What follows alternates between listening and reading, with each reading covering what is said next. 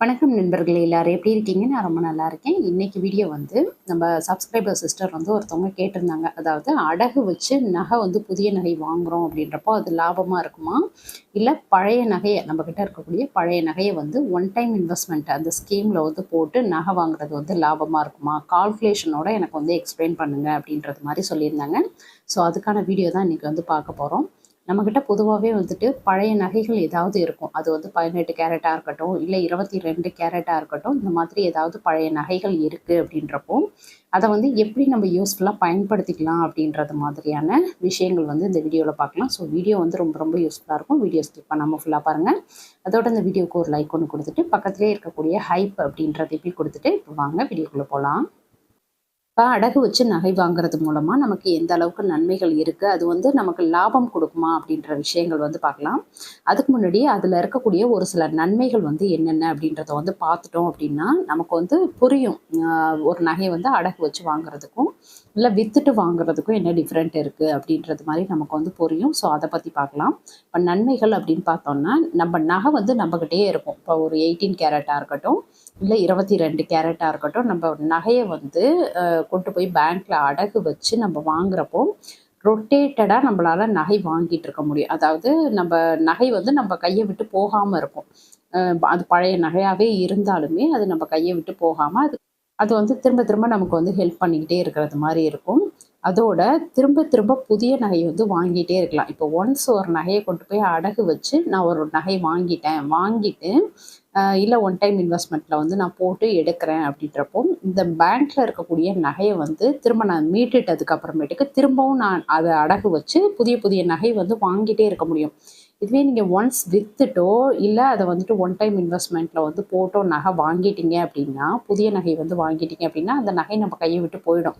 புதுசு மட்டும்தான் இருக்கும்.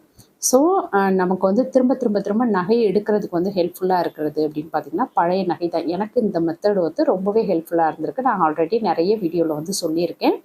என்கிட்ட இருந்த ஜஸ்ட் 1 பவுன் நகையை வந்து 30 பவுனுக்கு மேலே நான் வந்து எடுத்ததுக்கு காரணம் பார்த்தீங்கன்னா, என்கிட்ட இருந்த அந்த பழைய நகையை திரும்ப திரும்ப நான் கொண்டு போயிட்டு பேங்க்கில் வச்சு அதில் கிடைக்கக்கூடிய அமௌண்ட்டை வச்சு நான் புதிய நகை வாங்கிட்டு இருந்ததுனால தான். அப்போ நமக்கு திரும்ப திரும்ப நகை எடுக்கிறதுக்கான ஒரு நல்ல ஒரு வாய்ப்பு வந்து நம்மக்கிட்ட இருக்கக்கூடிய பழைய தங்கம் அப்படின்றது வந்து கொடுக்கும். கண்டிப்பாக நமக்கு வந்து நிறைய தங்கம் வந்து சேரும். நம்ம ரொட்டேட்டடாக வாங்கிட்டு இருக்கிறதுனால நிறைய தங்கம் வந்து சேர்றதுக்கு இது ஒரு நல்ல வாய்ப்பாக இருக்கும்.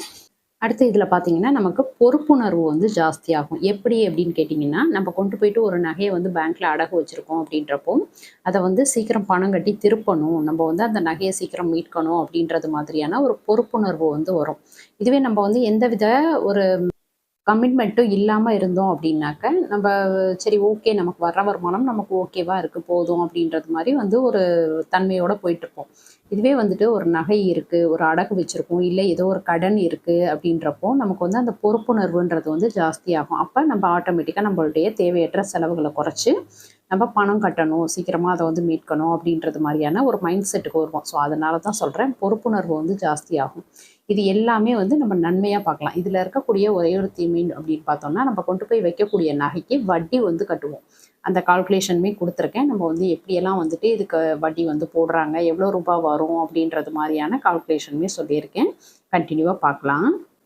இப்போ 1 பவுன் நகை வந்து என்கிட்ட இருக்குது அப்படின்னா, அதை கொண்டு போயிட்டு நம்ம அடகு வைக்கிறோம் அப்படின்றப்போ கண்டிப்பாக பேங்க்கில் மட்டும் வைங்க. பேங்க்கில் தான் வட்டி விகிதம் வந்து ரொம்ப கம்மி. இதுவே வந்து பக்கத்தில் இருக்கக்கூடிய வட்டி கடை, இல்லை எனக்கு தெரிஞ்சவங்க கடை இருக்குது அப்படின்றது மாதிரி வச்சோம்னா அதுக்கு அதுக்கு வந்து வட்டி கட்ட முடியாது நம்மளால. அந்த அளவுக்கு வந்து வட்டி இருக்கும். ஏன்னா ரூ. 2 ரூ. 2.5 அந்த மாதிரி வந்து 100க்கு அந்த அளவுக்கு போடுவாங்க. ஸோ பேங்க் வட்டி தான் நமக்கு வந்து ஓரளவுக்கு ஓகேவா இருக்கும். இப்போ நகையுடைய மதிப்பில் இப்போ நம்ம கொண்டு போயிட்டு 1 பவுன் நகை வைக்கிறோம் அப்படின்னா, அந்த நகையுடைய மதிப்பில் அன்றைக்கு மார்க்கெட் ரேட்டுக்கு 75% இருந்து 85% வந்து லோன் அமௌண்ட்டாக நமக்கு வந்து கொடுப்பாங்க. இன்னைக்கு பார்த்தீங்கன்னா, ஒரு கிராமுடைய ரேட்டு வந்து ரூ. 14,000 22 கேரட் அது வந்து ரூ. 14,000 இருக்கு. அப்போ 8 கிராம் வந்து எடுக்கணும் அப்படின்னா ரூ. 1,12,000.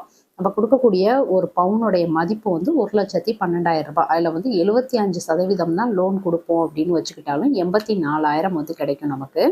அதாவது வேறு ஏதாவது நகைகள் நமக்கு ஆல்ரெடி வேறு ஏதாவது கோல்டு லோன் அங்கே இருக்குது அப்படின்னா இந்த அளவுக்கு தான் கொடுப்பாங்க. இதுவே எனக்கு வந்து எதுவுமே இல்லை, இதான் ஃபஸ்ட் டைம் நான் கொண்டு போயிட்டு வைக்கிறேன் அப்படின்னா 85% வரைக்கும் லோன் கொடுப்பாங்க. அது வந்து 95,200 வரும். இது எல்லாமே வந்து மாறக்கூடியது. ஏன்னா நான் இன்றைக்கி விலையை பொறுத்து நான் வந்து எழுதியிருக்கேன் இதெல்லாம் கால்குலேஷனு. நீங்கள் என்னைக்கு கொண்டு போயிட்டு வைக்கிறீங்களோ அன்றைக்கி விலை வந்து குறைஞ்சிருந்தது அப்படின்னா இந்த அமௌண்ட்டுமே குறையும். விலை அதிகரிச்சுது அப்படின்னா இந்த அமௌண்ட் எல்லாமே அதிகரிக்கும். ஸோ அதை வந்து நீங்கள் கன்ஃபார்மாக பார்த்துக்கோங்க. இப்போ 95,000 நமக்கு கிடைக்கிது, 85% லோன் வந்து நமக்கு கிடச்சிருக்கு அப்படின்னா 95,000 அந்த 95,000 வந்து 7 கிராம் வந்து நம்ம புதிய நகை வந்து எடுக்க முடியும். டோட்டலாக இன்றைக்கி ரேட்டுக்கு இந்த 14,000 அப்படின்ற ரேட்டுக்கு பார்த்தோன்னா 98,000 வருது. மேற்கொண்டு ஒரு 3,000 போட்டு நம்ம 7 கிராமுக்கு வந்து எடுக்கலாம். இதை வந்து ஒன் டைம் இன்வெஸ்ட்மெண்ட்டாக இப்போ இந்த அமௌண்ட்டை கொண்டு போயிட்டு 7 கிராமுக்கு ஒன் டைம் இன்வெஸ்ட்மெண்ட்டாக கட்டிடுறோம் அப்படின்னா 1 இயர் முடித்து நமக்கு எந்தவித செய்கூலி சேதாரம் ஜிஎஸ்டி எல்லாம் இல்லாமல் எடுத்துக்கலாம். அப்போ இது பார்த்திங்கன்னா இந்த ஒரு வகையில் நமக்கு லாபமாக இருக்கும். ஏன் அப்படின்னா இப்போ ஒரு பவுன் நகை போய் எடுக்க போகிறீங்க அப்படின்னா அதுக்கு வந்துட்டு செய்கூலி சேதாரம் ஜிஎஸ்டிட்டு அதுக்கு தனியாக ஒரு அமௌண்ட் வந்து வரும். அதுவுமே நான் கால்குலேஷன் சொல்லியிருக்கேன். ஸோ அதுக்கு இந்த வட்டி விகிதம் கம்பேர் பண்ணுறப்போ எவ்வளவோ பரவாயில்ல அப்படின்றது மாதிரி இருக்கும். அதுக்கடுத்து ஒருவேளை உங்ககிட்ட இருக்கக்கூடியது 18 கேரட் அப்படின்னா 18 கேரட்டோடைய 1 கிராம் ரேட்டு இன்றைக்கி வந்து 11,910 இருக்குது. அப்போ 8 கிராமுக்கு வந்து 95,280 வந்து அவங்க கொடுப்பாங்க. அதாவது நம்ம கொண்டு போகிற நகையோடைய மதிப்பு வந்து இருக்கும். அதில் 75% லோன் அப்படின்னா 71,460 கிடைக்கும். 85% வரைக்கும் கொடுக்குறாங்க அப்படின்னா 80,988 வரைக்கும் கிடைக்கும். ஸோ இது வந்துட்டு நமக்கு ஆல்ரெடி லோன் இருக்குதா இல்லையா, இல்லை ஒவ்வொரு பேங்க்குக்குமே டிஃப்ரெண்ட் ஆகும். இதில் கொடுக்கக்கூடிய லோன் அமௌண்ட்டுமே வந்து கண்டிப்பாக இதுதான் கிடைக்கும் அப்படின்ட்டு கிடையாது. ஒவ்வொரு பேங்க்குக்கும் ஒவ்வொரு விதமாக இருக்கும். நான் சொல்லியிருக்கிறது கால்குலேஷன் வந்து இந்தியன் பேங்க்குடையது. ஸோ நீங்கள் எந்த பேங்க்கில் வந்து வைக்க போகிறீங்களோ அங்கே வந்து டீட்டெயில்ஸ் கண்டிப்பாக கேட்டுக்கோங்க. அதுக்கடுத்து நமக்கு ஒரு 80,000 கிடைக்கிது அப்படின்னாலுமே 6 கிராமில் வந்து 22 கேரட், நம்ம ஆல்ரெடி 18 கேரட் தானே கொடுத்துருக்கோம். ஸோ 22 கேரட்டில் வந்து எடுக்கிறோன்னா 84,000 வரும் இந்த 6 கிராம் எடுக்கிறதுக்கு. மேற்கொண்டு 4,000 போட்டு நம்ம இந்த 6 கிராமுக்கு வந்து ஒன் டைம் இன்வெஸ்ட்மெண்ட் பண்ணிட்டோம் அப்படின்னா அந்த 1 இயர் கழித்து நம்மளால் இந்த 6 கிராம் வந்து எடுத்துக்க முடியும். அப்போ ஒரு 22 கேரட் கொடுக்கறதுக்கு 7 கிராம் எடுக்கலாம். ஒருவேளை 18 கேரட் தான் உங்ககிட்ட இருக்குது அப்படின்னா அதை வச்சு உங்களால் 6 கிராம் தான் வாங்க முடியும். ஸோ இந்த கால்குலேஷன் வந்து கண்டிப்பாக புரிஞ்சுக்கோங்க. இப்போ கொண்டு போயிட்டு அடகு வச்சுட்டோம் அப்படின்னா அதுக்கு வட்டி விகிதம் வந்து எப்படி போடுவாங்க அப்படின்றத வந்து பார்க்கலாம். 100க்கு 72 பைசாலேருந்து 85 பைசா வரைக்கும் போடுறாங்க. அதாவது 100 ரூபாய்க்கு 72 பைசாலேருந்து 85 பைசா வரைக்கும். ஸோ இது வந்து பேங்க்குக்கு பேங்க்கு மாறுபடும். ஒரு சில இடங்களில் இதை விட கம்மியாகவும் இருக்கலாம், இல்லை ஒரு சில இடங்களில் இதை விட அதிகமாகவும் இருக்கலாம். அது வந்து ஒவ்வொரு பிரான்ச்சுக்குமே மாறுபடுது. இப்போ இந்தியன் பேங்க் அப்படின்னா ஒவ்வொரு பிரான்ச்சுக்குமே வந்து இதெல்லாம் மாறுபடுது. ஸோ கண்டிப்பாக அதெல்லாம் டீட்டெயில் கேட்டுக்கோங்க. இப்போ 95,000க்கு வந்து மாத வட்டி அப்படின்னு பார்த்தீங்கன்னா 72 பைசான்னு போட்டாங்கன்னா 684 ரூபா வரும். இதுவே வந்து 85 பைசா அப்படின்னு போட்டாங்கன்னா 807 ரூபா 50 பைசா வந்து வரும். இது வந்து 95,000க்கு மாத வட்டியாக நம்ம வந்து கால்குலேட் பண்ணியிருக்கோம். இப்போ ஒரு வருஷத்துக்கு இப்போ இதே வட்டியை வந்து ஒரு வருஷத்துக்கு அப்படின்னு பார்த்தோம்னா 8,208 ரூபா 72 பைசாவுக்கு வந்து இவ்வளோ வரும். இதுவே 85 பைசாவுக்கு போட்டிருந்தாங்கன்னா 9,690 ரூபா. இது வந்து நம்ம ஹையஸ்ட் வட்டியாக கட்டுவோம் ஒரு வருஷத்துக்கு. நான் சொல்லியிருக்கேன் கால்குலேஷனு. இதுவே நீங்கள் போயிட்டு எனக்கு கிடைச்ச பணத்தை வந்து நான் ஒன் டைம் இன்வெஸ்ட்மெண்ட்டில் போடாமல் டைரெக்டாக நான் வந்து தங்க நகையாக வாங்குகிறேன் அப்படின்னா 7 கிராம் நீங்கள் வாங்குறதுக்கு செய்கூலி சேதாரம் மட்டும் 15,000லேருந்து 16,000 ரூபா வரும். மினிமமாக 12% மட்டும் நான் சொல்லியிருக்கேன். ஒரு சில கடைகளில் 15%, 18% அப்படியெல்லாம் போடுற கடையெல்லாம் இருக்குது. ஸோ நீங்கள் எடுக்கக்கூடிய நகையுடைய அந்த ஒரு டிசைனுக்கு பொறுத்து இந்த செய்கூலி சேதாரம் வந்து மாறுபடும், இந்த அமௌண்ட்டும் மாறுபடும். நான் வந்து மினிமமாக சொல்லியிருக்கேன். அப்போ இங்கே ஒரு வட்டியாக நம்ம கொடுக்கக்கூடியது அப்படின்னு பார்த்திங்கன்னா கொஞ்சம் கம்மி தான். இதுவே செய்கூலி சேதாரம் எனக்கு இம்மீடியட்டாக உடனே கைக்கு நகை வேணும் அப்படின்னு நம்ம போயிட்டு வாங்கினோன்னா இந்த அளவுக்கு வந்து நம்ம எக்ஸ்ட்ராவாக பே பண்ணுறது மாதிரி இருக்கும். அப்போ ரெண்டில் எது பெஸ்ட்டுன்றதை பார்த்துக்கோங்க. இதுலேயுமே வந்து நீங்கள் மாதம் அசல் ப்ளஸ் வட்டின்னு கட்டினீங்கன்னா இந்த வட்டி அமௌண்ட்டு இன்னுமே குறையும். நான் வந்து ஒரு வருஷத்துக்குன்னு சொல்லி கால்குலேட் பண்ணி எழுதியிருக்கேன்.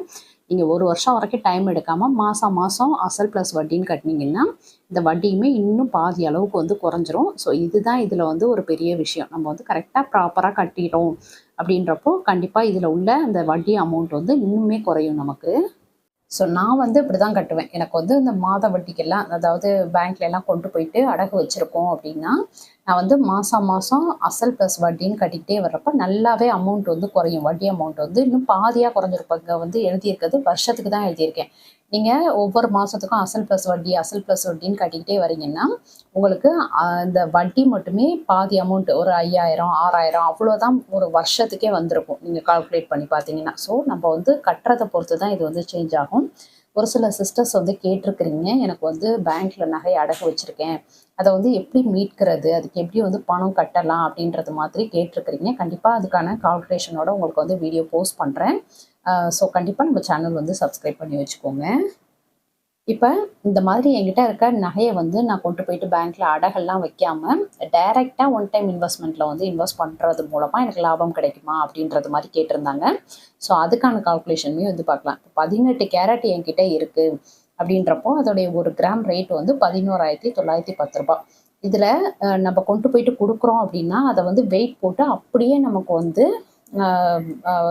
கணக்கில் வைக்க மாட்டாங்க. ஸோ அதை வந்து உருக்குவாங்க. நீங்கள் உங்களுக்கு கன்ஃபார்மாக இது வேணாம்ல, நீங்கள் இன்வெஸ்ட் பண்ணுறீங்கல்லன்னு கேட்டுட்டு இப்போ இந்த 18 கேரட் நகையை கொண்டு போய் நகை வடிவத்தில் நீங்கள் எது கொடுத்தாலும் சரி, 22 கேரட்டாக இருந்தாலும் இல்லை 18 கேரட்டாக இருந்தாலும் நகை வடிவத்தில் கொடுக்குறீங்கன்னா கண்டிப்பாக உருக்கிட்டு தான் வெயிட் போடுவாங்க. இதுவே நீங்கள் வந்து கிராம் அந்த காயினாக கொடுக்குறீங்க அப்படின்னா அதே எடைக்கு அப்படியே எடுத்துக்குவாங்க. ஸோ இதுதான் வந்து டிஃப்ரெண்ட்டு. இப்போ நகையாக கொண்டு போய் கொடுக்குறப்போ கண்டிப்பாக அவங்க வந்து உருக்குவாங்க. உருக்குறப்போ குறைஞ்சது ஒரு அப்ராக்சிமேட்டாக எழுதியிருக்கேன், ஒரு 7 கிராம் தான் நமக்கு வந்து கிடைக்கும். இப்போ 8 கிராம் கொடுக்குறோன்னா 7 கிராம் தான் கிடைக்கும். அதுவுமே வந்து 18 கேரட் அப்படின்றது மாதிரி தான் வந்து கால்குலேட் பண்ணுவாங்க. 18 கேரட் கொடுத்தா அதில் 75% தான் தங்கம் இருக்கும். இதுவே 22 கேரட் நீங்கள் கொடுத்தீங்கன்னா 91.6%, அதாவது 916ன்னு சொல்லுவோம் இல்லையா, அந்த அளவுக்கு வந்து தங்கம் இருக்கும். ஸோ அதுக்கான கால்குலேஷன் அன்னைக்கு உள்ள ரேட்டு படி போடுவாங்க. இப்போ 18 கேரட் கொடுத்துருக்கீங்க அப்படின்னா 18 கேரட்டுக்கான விலை தான் போடுவாங்க. இப்போ 7 கிராமுக்கு வந்து 11,910 ரூபாய் வந்து ஒரு கிராமுடைய ரேட்டு 18 கேரட்டுக்கு இன்னைக்கு ரேட்டு. அப்போ இன்ட்டு 7 அப்படின்னு பார்த்தீங்கன்னா 83,370 ரூபாய். இப்போ இந்த கிடைச்சிருக்க இந்த அமௌண்ட் இருக்குது பார்த்தீங்களா, இந்த அமௌண்ட்டுக்கு வந்து 22 கேரட் வாங்கினோன்னா எவ்வளோ வரும் அப்படின்றத வந்து கால்குலேட் பண்ணி பார்ப்பாங்க. பார்த்துட்டு இப்போ 6 கிராம் வந்து இந்த ரேட்டுக்கு எடுக்க முடியும். 6 கிராம் அப்படின்றப்போ நமக்கு இன்னைய ரேட்டுக்கு 84,000 ரூபாய் வரும். நமக்கு 83,370 ரூபாய் இருக்கா. பேலன்ஸ் அமௌண்ட்டை வந்து நம்ம கட்டிட்டு இந்த 84,000 அப்படின்றப்போ ரவுண்ட் ஆஃப் பண்ணி கட்டிட்டு நம்ம 6 கிராமுக்கு வந்து வரவு வச்சு கொடுத்துருவாங்க. இதுக்கு வந்து நம்ம ஒன் டைம் இன்வெஸ்ட்மெண்ட்டில் வந்து ஒன் இயர் வந்து வெயிட் பண்ணி நம்ம நகை எடுத்துக்கலாம். எந்தவித செய்கூலி சேதாரம் ஜிஎஸ்டி எல்லாம் இல்லாமல்.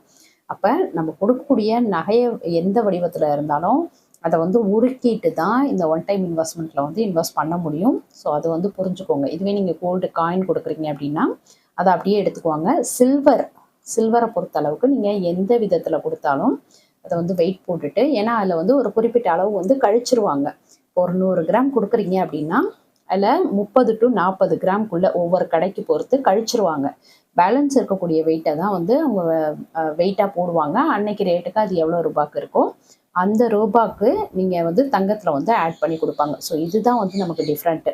நீங்கள் கொண்டு போயிட்டு இன்னைக்கு கூட ஒரு சிஸ்டர் கேட்டிருந்தாங்க, தங்க நகையை வந்து கொடுக்குறோம் அப்படின்றப்போ எப்படி கால்குலேட் பண்ணுவாங்கன்ட்டு. கண்டிப்பாக அதை வந்து உருக்கிட்டு தான் கால்குலேட் பண்ணுவாங்க.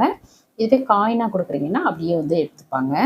ஸோ நம்ம இப்போ பார்த்த இந்த 2 கால்குலேஷன்லேயும் அந்த சிஸ்டர் கேட்டிருந்தது மாதிரி இப்போ நகையை கொண்டு போய் அடகு வச்சு நம்ம வாங்குகிறோம் அப்படின்னா அதில் வந்துட்டு உங்களுக்கு வட்டி நீங்கள் கட்டுறது மாதிரி இருக்கும். ஆனால் அந்த நகை உங்ககிட்ட திரும்ப திரும்ப இருக்கிறதுனால நீங்கள் மறுபடியும் அதை வந்து பேங்க்கில் அடகு வச்சு நீங்கள் வந்து புதிய புதிய நகை வந்து எடுத்துக்கிட்டே இருக்கலாம். இதுவே நீங்கள் இந்த மாதிரி ஒன் டைம் இன்வெஸ்ட்மெண்ட்டில் கொண்டு போயிட்டு உடனே கொடுத்து எனக்கு வேணும் அப்படின்றது மாதிரி கேட்டிங்கன்னா அவங்க வந்து உருக்கிடுவாங்க. ஸோ அந்த நகை நம்ம கையை விட்டு போயிடும். அதுக்கு பதிலாக ஒரு புதிய நகை வந்து வாங்கிட்டு வருவோம். அதை வந்து நம்ம யூஸ் பண்ண தான் செய்வோம். பேங்க்கில் கொண்டு போய் அடகு வைக்கவும் மனசு வராது, திரும்ப கொடுத்துட்டு மாற்றுற அளவுக்கும் நமக்கு மனசு வராது. ஸோ அது ஒன்ஸ் வாங்கினோன்னா அப்படியே தான் நம்மக்கிட்ட இருக்கும். இதுவே பழைய நகை இருந்துச்சுன்னா நம்ம மறுபடியும் வாங்கிட்டே இருக்கலாம். இதுதான் இதில் உள்ள டிஃப்ரெண்ட்டு. மித்தபடிக்கு வந்து கிராம் கணக்கெல்லாம் பார்த்தீங்கன்னா ஆவரேஜாக ஒரே மாதிரி தான் வருது. கொஞ்சம் டிஃப்ரெண்ட் இருக்குமே ஒழிய மித்தபடிக்கு ஒரே மாதிரி தான் இருக்கும். ஸோ இதுதான் வந்துட்டு இதுக்கான ஒரு கால்குலேஷன். என்னையை பொறுத்த அளவுக்கு பார்த்தீங்கன்னா என்னுடைய பழைய நகை வந்து இன்னுமே நான் வச்சுருக்கேன். அதை வந்து திரும்ப வச்சு எப்பயாவது எனக்கு வந்து எடுக்கணும் அப்படின்றது மாதிரி, அதாவது நான் வந்து கோல்டு சிட்டெல்லாம் போட்டிருக்கேன் அப்படின்றப்போ அது கூட வந்து இன்னும் சேர்த்து போட்டு ஏதாவது எடுக்கிறது மாதிரி பிளான் பண்ணுறேன் அப்படின்னா கண்டிப்பாக இந்த நகையை வந்து கொண்டு போயிட்டு அடகு வச்சுட்டு அதிலேருந்து வரக்கூடிய அமௌண்ட்டை வந்து இந்த ஒன் டைம் இன்வெஸ்ட்மெண்ட் அதில் வந்து பண்ணிவிட்டு ரெண்டையும் கம்பைன் பண்ணி எடுத்துக்குவேன். ஏன்னா இந்த கோல்டு சிட்டு ப்ளஸ் அந்த ஒன் டைம் இன்வெஸ்ட்மெண்ட் ரெண்டையும் சேர்த்து போட்டு எடுத்துக்கிறது மாதிரி பார்ப்பேன். இப்போ மோஸ்ட்டாக அந்த மாதிரி பண்ணுறது இல்லை. அந்த பழைய நகை என் கையில் தான் இருக்குது. நான் பண்ணுறது கிடையாது. ஆனால் அதை வந்து விற்க மாட்டேன். ஏன்னா அது வந்துட்டு கையில் இருக்க இருக்க நமக்கு தோன்றப்பையில நம்ம புது நகை வந்து எடுத்துகிட்டு இருக்கலாம் அப்படின்றதுக்காக அது வந்து கையில் தான் வச்சுருக்கேன். ஸோ இதில் வந்து உங்களுக்கு எது வந்து பெஸ்ட்டாக இருக்குது அப்படின்றது மாதிரி பார்த்துட்டு உங்களுக்கு ஏற்ற மாதிரி பண்ணோன்னா நமக்கு வந்து ஓகேவா இருக்கும் அப்படின்றது மாதிரி பார்த்துட்டு முடிவு பண்ணுங்கள். ஓகே ஃப்ரெண்ட்ஸ், இந்த வீடியோ உங்களுக்கு பிடிச்சிருந்தா லைக் பண்ணிக்கோங்க. உங்கள் ஃப்ரெண்ட்ஸ்க்கும் ஷேர் பண்ணுங்கள். நம்ம திருச்சி தமிழ் யூடியூப் சேனலில் கண்டிப்பாக சப்ஸ்கிரைப் பண்ணிட்டு பாருங்கள்.